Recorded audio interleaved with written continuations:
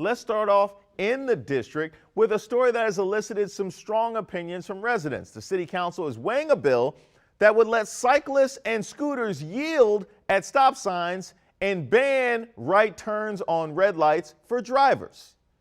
The Safer Intersections Amendment would ban right on red turns for motorists here in the city at every intersection. And it would let cyclists and scooter riders treat stop signs like a yield sign, allowing them to roll on through without coming to a full halt when it's safe. That's called an Idaho stop, after the first state to legalize it. Well, I might trust the cyclists and the scooter riders if they had to get a whole license in order to drive one. I respect most cyclists. You'll see in today's greatest hit. But this is too much power for some of y'all to have. I need the folks in my neighborhood who aren't responsible enough to look out for people on the sidewalk to prove they have the judgment to roll through red lights.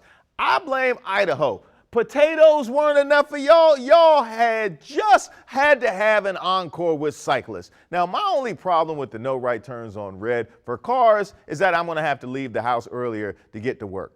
And everywhere else. That's the only objection I needed. Let he or she who is sat at a no right turn on red light at 2:30 in the morning and seen tumbleweed and an actual weave blow up the street, and you can't cast the first vote for this legislation. That law is trash. See what y'all did? The reckless among us out here not looking both ways, just acting reckless, just not treating right on red as the privilege that it actually is. Now, if you see Adam Longo hosting this show in a Natty Bow t-shirt and jeans, just know that he stepped up at the last minute while I was stuck behind cars waiting to turn. You know what? Let's go ahead to Capitol Hill because I need something to cheer me up, and only Capitol Hill can cheer me up right now. Adam Johnson, the January 6th Capitol rioter, pictured walking off with a whole podium, was sentenced to 75 days in jail, a $5,000 fine, and 200 hours of community service. Now, just look how happy he was breaking and entering. He was singing a whole different tune in that mugshot. Nah, man,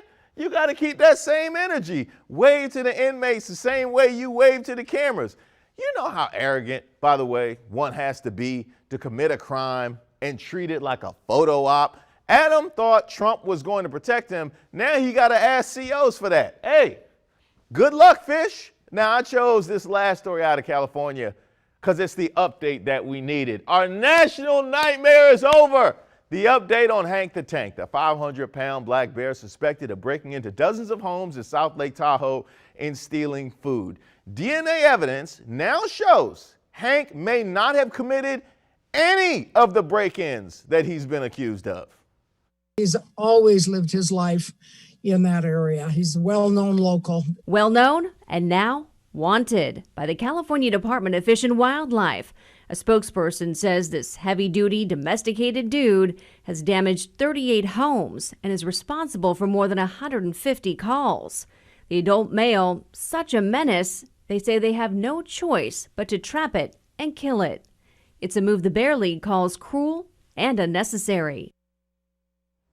Look at that unflattering photo they used of Hank the Tank. Because you know when polar bears get accused of crimes, they always use the childhood photos. Shout out to the Bear League for having Hank's back. Who knew that bears have an innocence project? Now, Hank is big and black and he got profiled. Then it took DNA evidence to set him free. Man, that is way too real. Sorry, what's that?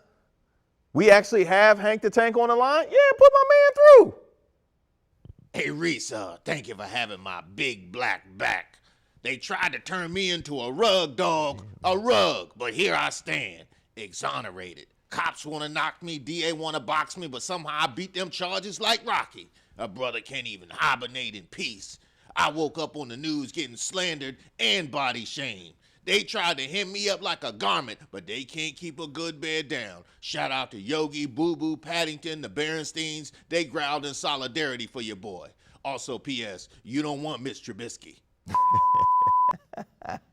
Oh, you just had to get the Mitch Trubisky blast out of there. I don't know, he might be playing in Dumfries soon. Also, shout out to Walter Payton and William Refrigerator Perry. My favorite story, obviously, has got to be my man Hank the Tank, because one was a riot suspect and the other was the worst legislation since they made us tie up the scooters. Now it's time to go to the next segment. I know nobody's coming, nobody's in my way, it's safe, but let me wait for the light.